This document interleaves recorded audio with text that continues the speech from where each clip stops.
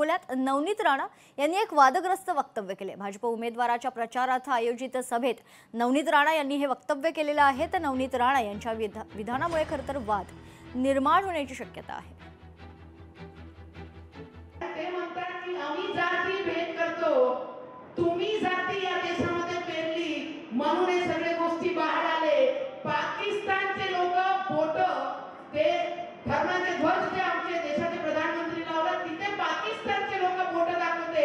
मी तर सरळ म्हटलं जे बोट ते अयोध्याच्या राम मंदिरावर जो बोट दाखवेल त्याची बोट छाटायलाच पाहिजे।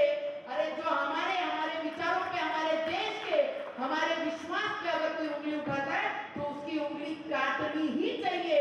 इसमें कोई दूसरा विचार कोई नहीं करेगा। लोकशाही मराठी ऐका, पहा, जागरूक रहा।